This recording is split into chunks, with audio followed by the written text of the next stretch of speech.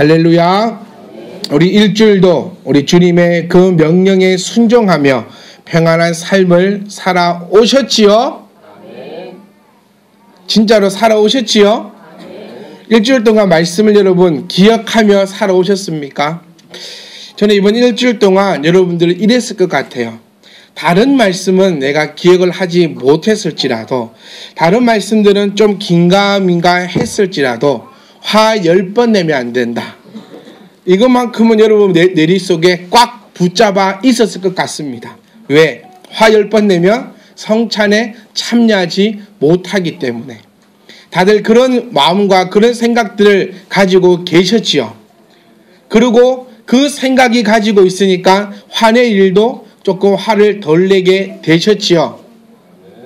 진짜로 그만큼 되셨지요. 이것이 말씀과 묵상하는 삶입니다. 짜잘시리 말씀을 내가 되게 많이 알고 되게 많이 익히고 되게 많이 외워서 큰 것을 이루어 나가는 것이 말씀에 순종하는 삶이 아니라, 내가 지난주 들었던 그 말씀 화 10번 내지 않아야겠다. 그것이 내 마음속에 들어있고 또 그것을 내가 생각하여 화낼 일도 화내지 않게 되는 것이야말로 내가 하나님 말씀에 순종하는 것입니다. 저와 여러분들이 간절히 소망하는 것은 선포되는 말씀을 들으시고 듣는 것으로 그치는 것이 아니라 그 말씀이 내 마음속에 들어있고 또 그 말씀이 나를 이끌어 갈 수 있기를 간절히 소망합니다. 과연 말씀이 무엇일까요? 참 이런 생각을 많이 합니다. 하나님께서 왜 부족한 종을 세우셨을까? 사람들 앞에서, 여러분들 앞에서 자신 있게 이야기할 만한 언변도 가지고 있지 않습니다. 여러분들에게 자신 있게 말씀드릴 수 있는 그런 지식을 제가 많이 가지고 있다라고, 어디 가서 내 지식이 이렇게 많습니다라고 자랑할 만큼의 지식을 가지고 있지도 않습니다. 어쩌면 저 말고 여러분들이 더 많은 지식과 또 지혜를 가지고 계실 수도 있습니다. 그런데 왜 이 부족하고 아무것도 보잘것없는 이 종을 세우셨을까라고 생각해 보았을 때, 하나님의 말씀은 여러분 기억하십시오. 김귀한의 얘기를 듣는 것이 아니라 하나님께서 하나님 백성에게 주시는 것이 하나님의 말씀입니다. 하나님의 말씀을 듣고 여러분들이 아멘 하실 수 있다는 것은 여러분들이 바로 하나님의 백성임을 스스로가 증거하는 것입니다. 그런데 하나님의 말씀을 듣고도 아멘치 못하고 하나님의 말씀을 듣고도 내 안에 아무런 감동과 감흥이 없다면 어쩌면 여러분들은 하나님의 백성이 아닐 수도 있다는 것입니다. 왜냐하면 이 시간은 하나님께서 하나님의 백성들에게 하시는 말씀이기 때문에 이 말씀을 들을 수 있는 자는 하나님의 백성일 것이요, 이 말씀을 듣지 못하는 자는 하나님의 백성이 아닐 수도 있다는 것입니다. 아닐 것입니다. 그렇기 때문에 사랑하는 성도 여러분, 하나님의 백성이시라면 오늘도 여러분들을 위하여 주시는 이 말씀을 삼가 들으십시오. 그리고 그 가운데 찔림을 가지십시오. 그리고 회복받으십시오. 그래서 하나님의 놀라운 역사함을, 남들을 통해서 일어나는 역사함 보고 부러워하지 마시고 하나님의 역사함이 나를 통하여 일어날 수 있기를 간절히 소망합니다. 우리 지난주에 추수감사절이 무엇인가에 대해서 말씀을 나누었습니다. 오늘은 하나님께서 우리에게 어떠한 것으로 채우시고 어떠한 복을 더하시는가에 대해서 시편 121편 말씀을 통하여서 함께 나누길 소망합니다. 여러분, 시편은 모든 것을 다윗이 적은 것은 아닙니다. 우리는 그냥 어림잡아할 때 시편은 다윗의 시다라고 알고 있지만, 시편에는 다윗이 쓴 시가 많이 들어있고 이 시편 안에는 또 다른 여러 사람들이 적은 아름다운 시가 들어있는 것이 바로 이 시편입니다. 시편 121편은 누가 적은 줄은 모르지만 성전에 올라가면서 불렀던 노래가 바로 이 시편입니다. 우리가 너무너무나 잘 알고 있는 말씀이 시편 121편 말씀입니다. 우리가 즐겨 부르는 찬양이기도 합니다. 우리 여기서 먼저 눈여겨보아야 할 것은 1절입니다. 내가 산을 향하여 눈을 들리라. 라고 얘기했을 때에 이 산이 과연 무엇인가? 산이 무엇인가? 우리는 혹시 지금까지 산을 좋은 것이라고 생각하고 있지는 않았는지요? 산은 아름답고 굉장히 좋으며 나의 도움을 주는 곳이 혹시 산이 아닐까라는 생각은 하지 않으셨습니까? 여기서 말하는 산은 무엇이냐면 나를 가장 괴롭게 하는 것입니다. 지금 성전에 올라가면서 부릅니다. 걸어갑니다. 힘들게 걸어갑니다. 우리 대한민국을 걸어다니도 힘든데 이 사막을 걸어다니면서 가장 힘든 것이 뭐냐면 바로 내 앞에 산이 있는 것입니다. 평지로 걸어가도 힘든데 지금 내 앞에 저 앞에 산이 보인다는 겁니다. 예수 믿는다고 문제가 안 생깁니까? 동일하게 문제 생깁니다.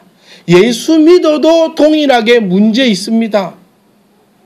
여러분은 그렇지 않던가요? 저 목사이지만 인생을 살아가다 보니 문제가 생기더라고요. 여러분들은 전혀 문제가 없으십니까? 예수를 믿어도 문제는 있습니다. 예수를 믿어도 내 앞에 문제는 당면한다는 것입니다. 그런데 길 가는 이 사람이 앞에 산이 높게 있습니다. 저 산을 바라봅니다. 무엇부터 나올까요? 한숨부터 나옵니다. 야, 저 산을 어떻게 넘어가야 할까? 여러분의 인생에 있어서는 어떠한 것이 산입니까? 우리들 그런 얘기 많이 쓰잖아요. 야, 큰 산은 넘었다. 야, 진짜 큰 산 하나는 넘어갔다. 그런데 그 앞에 또 산이 기다리고 있다는 것입니다. 그 문제가 착각하지 말아야 될 것이 예수 믿는다고 문제가 없는 것은 아니다는 것입니다. 또 두 번째, 예수 믿는다고 해서 그 산이 없어지느냐? 그것도 아니라는 것입니다. 산이 있습니다. 넘어가야 합니다. 내가 예수 믿으니까 이 산이 갑자기 사라집니까? 산은 그 자리에 그대로 있습니다. 지금 성전에 올라가는 이 순례자가 지금 이 길을 가서 저곳에 가야 할 때 넘어야 될 산은 지금 그대로 속하여 있다는 것입니다. 그런데 우리는 생각할 때 예수 믿으면 교회 다니면 기도하면 이 산이 없어져야 된다고 생각을 한다는 거예요. 없어져야 된다고 생각을 하니까 산이 안 없어지면 시험 들고 넘어지고 하나님이 있니 하나님이 없니 내 신앙생활이 헛것이었다라는 고백이 내 입에서 나온다는 것입니다. 왜? 내가 잘못 알고 있기 때문입니다. 산은 예수 믿어도 기억하십시오. 예수 믿어도 산이 있습니다. 틀림없이 산이 있습니다. 그리고 예수 믿고 기도해서 이 산이 없어지느냐? 이 산이 없어지지는 결코 않는다는 것입니다. 순례자가 지금 부른 찬양이 이것입니다. 그러면서 우리를 통하여 하시는 말씀은 그 문제를 한번 살펴보라는 겁니다. 여러분의 인생의 그 산을 한번 쳐다보라는 겁니다. 너의 도움이 어디서 오느냐? 이제 뭐가 달라집니까? 예수 믿으면요. 예수님이 내 안에 있으면요. 하나님과 동행하면요. 그 산이 더 이상 산이 아닙니다. 옛날에 우리가 산을 올라갈 때 여러분 등산하실 때 얼마나 힘들게 올라다니십니까? 요즘엔요. 등산할 때 케이블카 타고 올라갑니다. 산은 그대로 있습니다. 산이 사라지지는 않았습니다. 내 문제가 사라지지는 않았습니다. 하지만 예수 믿기 전에는 케이블카가 없을 때는 그 산을 힘들게 올라갔어야 됐는데 예수 믿고 나니까 하나님과 함께하고 나니까 문제는 그대로 산은 그대로 있지만 뭐가 있다? 케이블카 타고 올라간다는 것입니다. 내 눈에 내 관점에 좀 변화가 있기를 간절히 소망합니다. 산이 있을 때 한번 쳐다보십시오. 그 문제를 놓고 한번 쳐다보십시오. 그 문제를 해결해 주실 분, 그 산을 넘게 해주실 그 도움이 과연 어디서 오는가? 이번 주에 애기 아빠들과 함께 고기를 먹었습니다. 계획했던 대로 고기를 구워 먹었습니다. 그럼 제가 수요일날 예고했던 대로 애기 아빠들에게 애기 엄마들이 좀 바뀌었습니까? 라고 제가 여쭈었습니다. 긴장하십시오, 애기 엄마들. 그러니까 다들 하시는 말씀이 좋은 쪽으로요, 나쁜 쪽으로요. 아니 뭐 좋은 쪽으로든 나쁜 쪽으로든 그래서 이야기의 결론은 뭐냐면 애교 엄마들이 참 뭡니까? 주관이 뚜렷하다. 무슨 말이냐? 변하지 않는다는 겁니다. 줏대가 있다는 거예요. 내가 이렇게 살기로 했으면 이대로만 산다는 거. 변하지 않고 주관적으로 줏대 있더라, 우리 여자애들은. 그래서 결론은 뭐냐면 제가 약속한 대로 이제 개인적 신방을 다 다녀보려고요. 왜 변하지 않아서 남편에 의해서 주관이 있고 줏대가 있다는 이런 소리가 들리느냐? 예수 믿으면 하나님 알면요 변해야 합니다. 내 생각이 변해야 합니다. 예전에는 이 산 때문에 죽겠었는데 이제는 그 산이 두렵지 않게 되는 것이야말로 하나님을 믿는 자입니다. 왜냐하면 그 이유부터 나온다는 것입니다. 그 위에서 이 작가는 우리에게 들려주는 이 하나님의 말씀은 하나님이 어떠하신 분인가를 우리에게 먼저 알려주고 있습니다. 천지를 지으신 여호와다. 내가 문제가 있을 때에 그 문제를 살펴봐라. 그리고 그 도움이 어디서 오는지 발견해라. 만약에 하나님을 천지를 지으신 그 여호와의 도움을 발견하지 못한다면 그 산 때문에 여러분은 쓰러집니다. 왜? 케이블카 놔두고 걸어가 오십시오. 얼마나 힘듭니까? 케이블카를 타고 올라가셔야 한다는 겁니다. 이 도움이 어디서 오느냐? 산에서부터 오는 것이 아니라는 것입니다. 네가 눈을 들어 산을 보아라. 너의 도움이 어디서 오는지. 즉, 네 도움은 육적으로 오는 것도 아니고 네 도움은 산에서 내려오는 것이 아니라 누구에게 나오느냐? 천지를 지으신 여호와께서 우리에게 도움을 주신다는 겁니다. 그 여호와가 어떤 분이신가? 너를 실족치 않게 하시고 나를 지키시는 이가 뭐하지도 않으신다. 졸지도 않으신다. 여호와는 너를 지키시는 이시라. 아멘.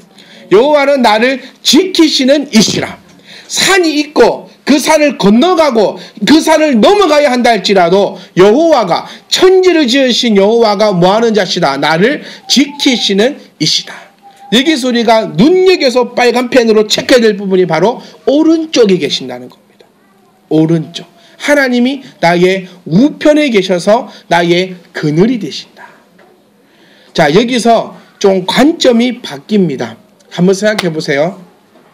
자, 예수님께서 공생의 사역을 하실 때에 그 제자들이 항상 예수님의 오른쪽에 서길 바랬습니다. 그러면 주가 누굽니까? 대장이 누굽니까? 예수님입니다. 예수님의 오른쪽에 있다.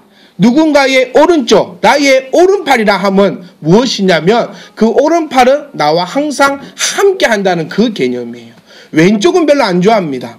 항상 오른쪽입니다.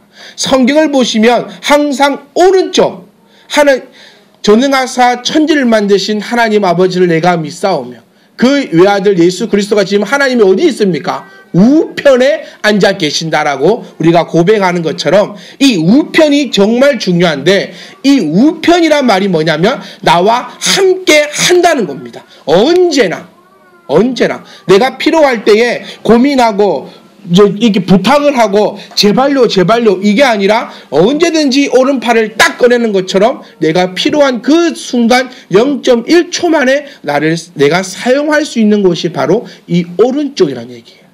그리고 권한과 권세와 능력을 함께 가진다라는 의미가 바로 이 오른쪽에 있다는 겁니다. 하나님이 어디에 앉아 계신다? 바로 오른쪽에 앉아 계신다라는 것입니다. 저와 여러분의 오른편에는 하나님이 계심을 믿습니다. 저와 여러분의 하나님은 우리의 오른편에서 우리의 그늘이 되신 줄 믿습니다. 자, 이 그늘의 의미도 우리가 조금 파악을 하셔야 합니다. 그늘이 무엇입니까? 그늘. 우리 사람들은 그늘에 대한 소중함을 잘 모릅니다. 왜? 여름에 그늘에 들어가서 덥거든요. 여름에는 어찌나 더운지 햇빛에 있어도 덥고 그늘에 있어도 덥습니다. 오직 어디만 시원합니까? 교회만 시원합니다. 에어컨 빵빵히 틀어놓고 있으니 오직 여름에는 교회만 시원한데 이스라엘은 그렇지 않다는 겁니다. 그늘에만 들어가면 시원합니다. 지중해에서 바람이 불어오기 때문에 햇빛만 피하고 그늘에만 들어있으면 그에는 모든 것이 시원한 문제가 생기지 않는다는 것입니다. 자, 보세요. 산을 걸어 올라갈 때 이 순례자에게 가장 필요한 것이 무엇이겠습니까? 바로 그늘입니다. 요즘에야 케이블카라 얘기하지만 이 당시에 저 산을 어떻게 해야 됩니까? 올라가기는 올라가야 합니다. 저 산을 올라가지 않으면 이 사람이 원했던 성전에 갈 수 없다는 겁니다. 내가 가고자 하는 그 길에 산이 분명히 놓여 있는데 그 길을 올라가야 하는데 하나님께서 내 우편에서 그늘이 되셔서 내가 올라가는 데에 아무런 문제가 없도록 하나님께서 지키시겠노라, 지키신다라고 약속을 해주심을 기억할 수 있기를 간절히 소망합니다. 여러분들의 문제가 있습니까? 다 문제가 있으시겠죠. 문제 없는 삶은 곧 가실 삶입니다. 내 삶에 문제가 없다, 내 인생에 산이 없다 라고 하시는 분은 곧 천국 가실 분 외에는 다 고민이 있고 다 걱정이 있고 다 산이 내 앞에 놓여져 있습니다. 네, 그 산을 걸어가실 때에, 그 산을 넘어가실 때에 기억하셔야 할 것, 그 산이 없어지지는 않는다는 것.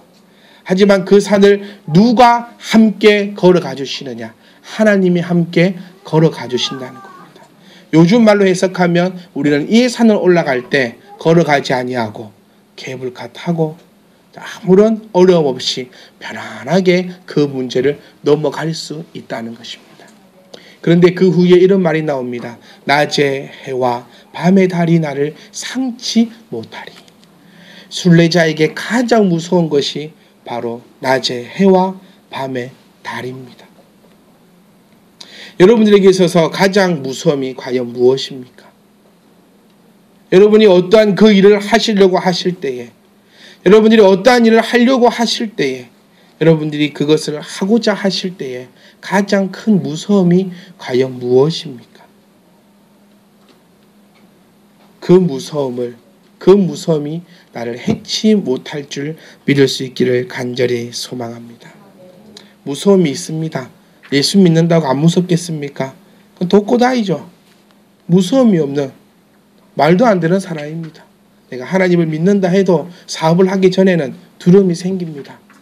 잘 될 것인가? 물론 하나님께서 도와주시겠지라고 생각을 하고 있지만 그것을 하기 전에는 과연 잘 될 것인가라는 두려움이 있습니다. 또 어떤 일을 할 때에 방해하는 자가 있습니다. 또 어떤 것들이 또 방해도 됩니다. 또 어떤 것이 나를 해하려고도 합니다. 가장 무서운 것, 여러분들이 가장 무서워하는 그것 또한 여러분들을 해치 못할 것입니다. 왜? 하나님이 내 우편에서 내 그늘 되시니. 이 사람은 자기의 고백을 이렇게 합니다. 산을 봅니다. 두렵습니다. 하지만 하나님이 나를 지키실 것입니다. 그런데 해와 달을 보니 또 두렵다는 거예요. 지금 하나님과 동행하는 삶을 살아가고 있지만 하나님이 나를 그늘로 비춰주셔서 내가 하나님과 살아가고는 있지만 또 산을 올라가다 보니 해가 무섭고 또 달이 무섭다는 겁니다. 근데 또 이 사람은 이렇게 고백합니다. 그지만 이 무서움도 나를 해치 못하실 것이다. 왜? 하나님 나를 지키시니까. 문학적으로 얘기하면 이분법으로 나뉩니다. 무섭다가 힘어뒀다가 무섭다가 힘어뒀다가. 우리 인생과 똑같습니다. 예수 믿는다. 오늘 기도했지만 내일 또 두려워지는 게 사실 우리 인생들입니다. 하지만 여러분 걱정하지 마십시오. 낮의 해와 밤의 달도 나를 상치 못하실 겁니다. 왜? 나는 하나님의 편이고 하나님께서 나를 지키시고 하나님께서 나의 환난을 명쾌하실 것이라 오늘도 우리를 통하여서 말씀을 통하여서 약속해 주고 계시기 때문인 것입니다.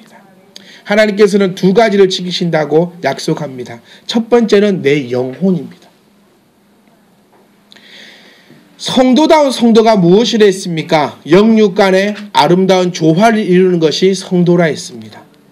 그런데 이 두 중에서 한 개만을 선택하라고 했을 때 저와 여러분들은 아무 고민 없이 나의 영혼을 선택할 수 있는 저와 여러분이 될 수 있기를 간절히 소망합니다.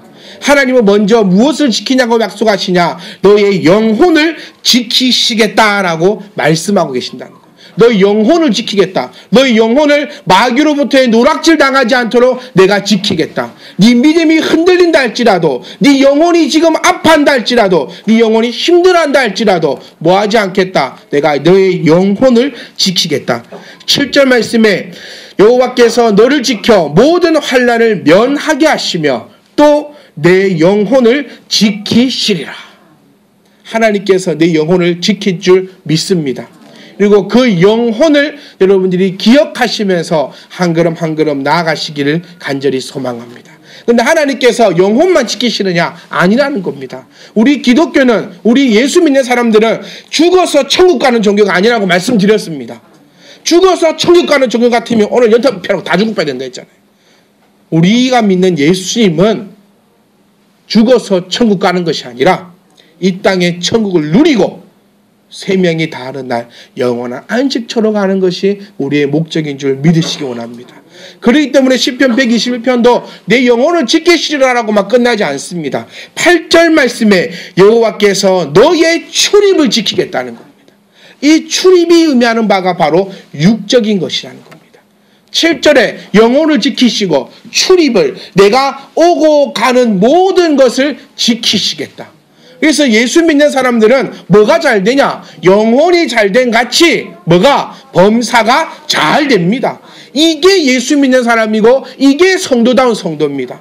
그런데 영혼만 잘 되고 범사가 엉망진창이다. 이건 아닙니다. 영혼은 개똥 같고 내 범사만 잘 된다. 이것도 아닙니다. 오로지 성도는 내 영혼이 잘됨과 같이, 내 영혼이 우선, 내 영혼이 잘된 같이 내 범사도 잘 된다는 것입니다. 하나님께서 네 산을 보고 해와 두 달이 있고 두려움이 있고 어려움이 있고 슬픔이 있고 억눌림이 있다 할지라도 내가 너를 영원히 지키겠다. 뭐를? 영혼을. 그리고 너의 출입을 내가 지키겠다. 그리고 언제까지? 영원까지. 얼마나 복되고 감사한 하나님의 음성입니까? 성도 여러분, 우리는 계속해서 고민의 삶을 살아갑니다. 문제 앞에 있습니다. 이 자녀를 키워보니까 문제더라고요. 유치원을 보내려고 유치원을 알아보니까 한 달에 20만이 넘게 들어갑니다. 계산을 두드려보니 산이 앞에 놓여있지요. 그럼 유치원이 끝이겠으면 여기까지만 끝나면 얼마나 좋겠습니까? 초등학교 들어가면 얼마나 더 들어갈까요? 중고등학교 들어가면 또 얼마나 더 들어갈까요? 자녀를 키우신 여러분 존경스럽습니다. 이 어렵고 험난한 세계 가운데 자녀들을 대학도 보내시고 이렇게 키우시는 분들. 산 넘어 산입니다. 인생은 산 넘어 산입니다. 이거 하나 해결했더니 다음 산이 오고 이거 하나 해결했더니 또 다음 산이 오고 이놈의 인생의 산은 그칠 데가 없습니다. 그럴 때 여러분 감사하십시오. 왜? 내가 아직 천국 갈 때가 멀었다는 증거입니다. 산 없으면 천국 가는 겁니다. 하지만 나에게 이 문제가 있음에 감사하시고 이 문제가 있을 때 여러분 그 산을 쳐다보며 아이고 높아라 라고 주저앉는 것이 아니라 그 산을 넘게 하시는 하나님의 그 도우심을 여러분 발견하십시오. 하나님은 내 오른쪽에 있습니다. 아멘. 내 오른쪽에 있습니다. 언제나 나와 함께 하십니다. 그리고 내가 산을 올라갈 때에 나 힘들지 않도록 그늘이 되어주십니다. 그런데 또 믿음이 약하여 세상 것 보고 또 넘어집니다. 누가 떠오릅니까? 베드로가 딱 떠오르지요. 주님하고 물리를 걸어가다가 파도 보고 자빠진 베드로. 그늘이 되어서 산을 열심히 올라가다가 또 해와 달을 보고 넘어지는 이 순례자. 우리의 주일 와가지고 힘없고 내가 이번 일주일 동안은 하나님의 말씀으로 살아갈 수 있어 라고 얘기하고 교회 문을 나서자 말자 아이고야 하고 있는 우리의 모습, 똑같은 모습입니다. 이 모습에 기억하십시오. 하나님은 언제까지? 영원토록 나를 지키십니다. 하나님은 영원토록 나의 우편에서 나의 그늘이 되십니다. 이것만큼 더 좋은 복이 어디 있습니까? 하나님이 나 뭐 좀 살 좀 안 빠지게 해주면 어떻고, 뭐 돈 좀 못 벌게 하면 어떻고, 내일 소고기 못 먹게 하면 어떻습니까? 내가 힘든 그 산 앞에 있을 때에, 내가 주저할 때에 하나님이 내 우편에 계시는데, 내가 그 문제 앞에 탁 주저앉는 것이 아니라 그 문제를 넘어갈 수 있도록 하나님이 지키신다는데 내가 무슨 걱정이 있겠습니까? 여러분 염려하지 마십시오. 하나님이 나를 지키십니다. 아멘. 하나님이 나를 지키십니다. 하나님이 나를 지키십니다. 영원까지 나의 영육간에 지키시는 그 하나님을 기억하시면서 우리 기쁨으로 나가기를 간절히 소망합니다.